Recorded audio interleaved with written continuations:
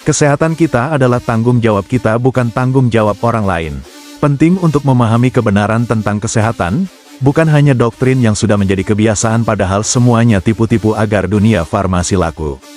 Ini contohnya, seorang presenter yang semula mancing-mancing tentang narkoba kepada musisi legendaris yang terlihat sehat di usia kepala 7, malah menemukan fakta, musisi itu bukan hanya anti narkoba, tapi juga semua obat-obatan farmasi. But we heard that so many young talented musician is, along the way something happened. They do drugs, something they do a lot of things, and then the career just stopped. So, how you manage to grow your career up until now? Well, most of the people I've played with, mostly, and everybody that's here, we're not heavy substance users. I maybe a couple drinks, maybe, and a little bit, but there's never been any drug scene. I've been against drugs. I haven't even had an aspirin since 1971. Nothing at all. You're very healthy then. And I think it's important to keep your mind straight. Music is an amazing art form, the greatest art form, many will argue. And to have your head on straight is always a very, very good thing.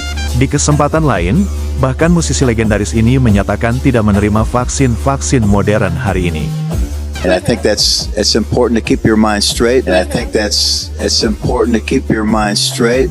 And to have your head on straight is always a very, very good thing. Sehat adalah keputusan sadar. Kita harus sehat mulai dari pikiran, emosi, dan energi.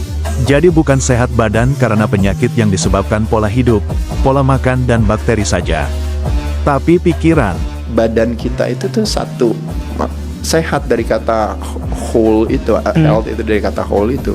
Memang itu menyeluruh. Kita nggak bisa cuma, karena kan orang pikir kan ngomong sehat, dia pikir cuma urusan badan kan. Padahal ada 3 yang lain yang mesti kita rawat.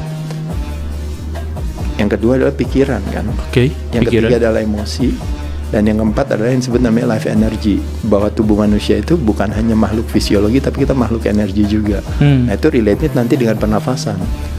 Tapi nafas itu nanti akan relate dengan banyak hal. Jadi itu semuanya sebenarnya saling terkait gitu. Pikiran adalah opsi cara pandang yang menguatkan hati kita, yang kita dominan, yang menjadi pandu kita. Dibandingkan dengan, makanya kayak saya bilang, mentalitasnya konflik. Kerjaannya ribut terus. Apalagi anak muda mungkin karena energinya kan kuat ya. Jadi kalau bisa nyari ribut, dia cari ribut aja. Atau ribut dia datengin, dia panggil sama dia. Bagi dia nggak ada masalah karena ini adalah tantangan bagi dia kan, nggak apa-apa sih sebenarnya. Cuma tantangannya dengan badan kita semakin tua itu, badan kita tuh semakin nggak mampu untuk keep up dengan yang namanya mentalitas konflik dan versus. Makanya itu alasan saya, makanya kenapa saya nggak memungkinkan untuk saya bilang saya mau ngajak orang untuk sehat, tapi saya ngajak ribut gitu. Oh iya, paham. Jadi kayak memerangi kedamaian. Nah sedangkan kata perang dan damai aja udah nggak paradoks. Betul. Tapi itu ada di dalam satu sentence. Saya ingin memerangi kedamaian. Kenapa sehat pikiran penting? Karena hari ini banyak yang mendewakan vaksin dan obat-obatan tapi hidupnya tidak damai sejahtera, selalu takut sakit, dan akhirnya benar-benar sakit. Fakta orang-orang yang rajin minum obat dan vitamin tapi terus-terusan sakit, sudah diinjus belasan imunisasi dan berbagai vaksin sampai booster kesekian, masih sakit juga. Anda kan udah minum obat tadi. Udah minum obat Anda. Obat Anda 50 miliar, 54. Obat lain 45. Masih daya tahan tubuh 215 juta. Apa itu? Udah minum vitamin, sakit masih lagi. Beban obat-obatan 54 miliar. Anda sakit jiwa semua. Tahun lalu 45, sekarang 54. Kalau sakit jangan kerja. Cuk, obat apa ini? Kayaknya dia langsung tabib Tibet yang dia tinggal. Nah inilah, Cuk, ada 2 lagi Cuk Asu. Beban obat-obatan obat itu 54 miliar. Beban obat-obatan obatan lainnya 45 miliar. Apa? Yang tadi apa? Anda kan udah beli obat. Kalau udah ditebus jangan ditebus lagi. Ayo bareng. Pemerintah Tangsel loh. Ya Allah. Beban penambah daya tahan tubuh 215 juta. Anda kan udah minum obat tadi.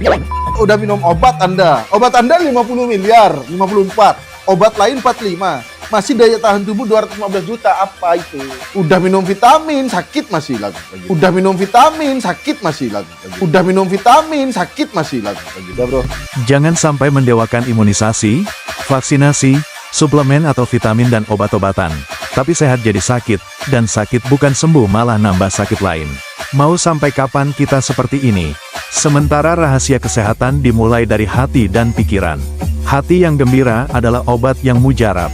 Saat sakit, hati yang gembira juga lahir dari pelukan orang yang disayang. Adanya kehadiran orang yang disayang menjadi booster ketenangan hati dan pikiran. Bukan malah dikarantina sendirian dan ditakut-takuti, giliran meninggal, virus yang disalahkan.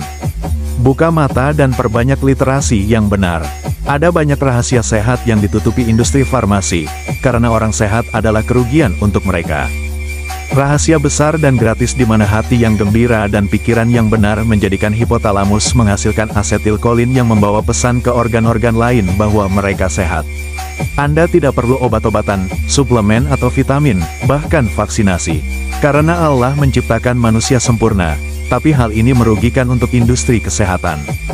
Bangun dan sadarlah,